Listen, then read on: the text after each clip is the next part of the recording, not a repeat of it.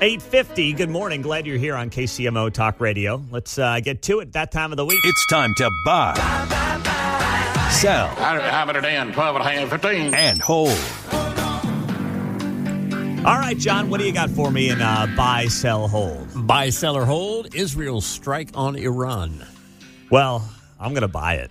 And if some of the reporting over the last 12 hours is accurate, that Netanyahu and Trump pulled off a great deception as part of Israel's preparation to strike Iran, this thing will go down in the history books after Israel took out what they call Operation Rising Lion. It could last several days. They've taken out a bunch of the nuclear facilities in Iran and many of the top military officials as well. According to Axios, 2 Israeli officials claimed that Trump and his aides were only pretending to oppose an Israeli attack in public. And in private, they had given Israel the green light. The goal, they say, was to convince Iran that no attack was imminent and make sure Iranians on Israel's target list would not move to new locations.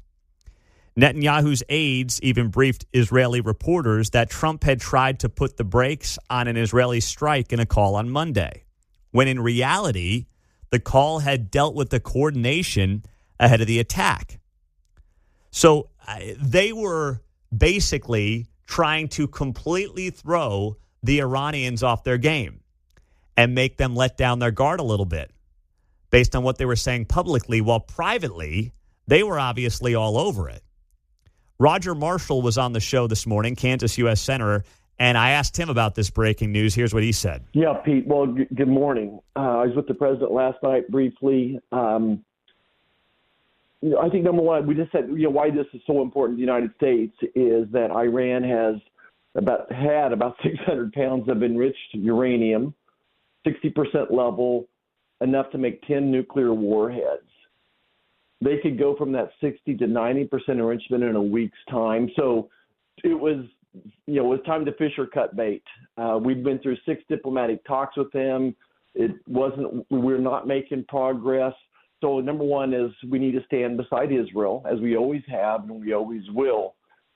But I certainly appreciate President Trump's commitment to as least death and dying as we can do here. And I think he's setting there urging Iran to say, look, there's more to come here.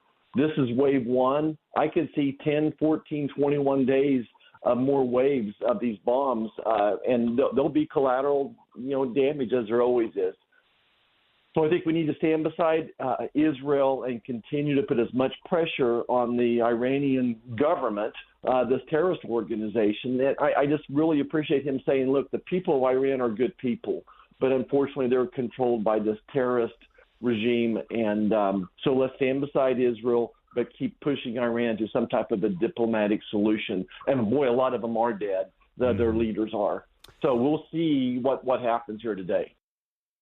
That's Kansas U.S. Senator Roger Marshall. The full interview up on the podcast, Apple or Spotify after the show. What's next on Buy, Sell, Hold, John? Buy, sell, or hold, the teams will reveal their preferred stadium locations by June 30th. Oh! I hate this question. I hate it. Because I want to buy it. I want to believe that the Chiefs and the Royals will do right by their own self-imposed deadlines.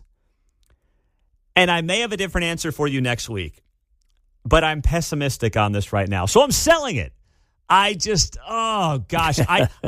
History would suggest that these teams will not abide by their own self-imposed deadlines of June 30th. I just can't see something coming down in the next 17 days where they say, this is our spot. These are our plans, rah, Missouri or Kansas, and let's get this sucker done. I don't see it.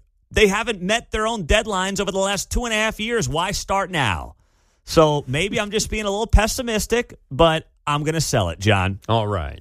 Buy, sell, or hold, Mayor Lucas's current trip to Germany seems, my word, air quotes, different from other trips. He's been to Germany before. Yes, he has. And You're he right. told us about that. He did. That was when the Chiefs were over there, right? And that was I think so. That was funded by a company. Bear, I think it was. You're right. Well, I'm going to buy this because, first off, this trip is being done like in secret. Now, not literally. There was a press release sent out on Monday. But let's be honest, the public doesn't really read press releases from the mayor's office. They don't get them. It's secret relative to him. Yeah, well, that's what I mean. You know, because he would have been telling us about it. By his standards, he's hiding this trip. This mayor, I mean, the guy doesn't sneeze without letting us know about it. And that's fine. He likes to be a transparent mayor. Hell, his phone number's all over the internet. You can text him whenever you want. I respect that. But he's right now sitting in Germany, and he hasn't posted anything about it on social media. He was on our show yesterday, didn't mention anything about it. I thought it was weird because we had a slight delay, and I was like, that's kind of funky. I didn't put two and two together, I admit. And now I found out from Nick Haynes he's in Germany.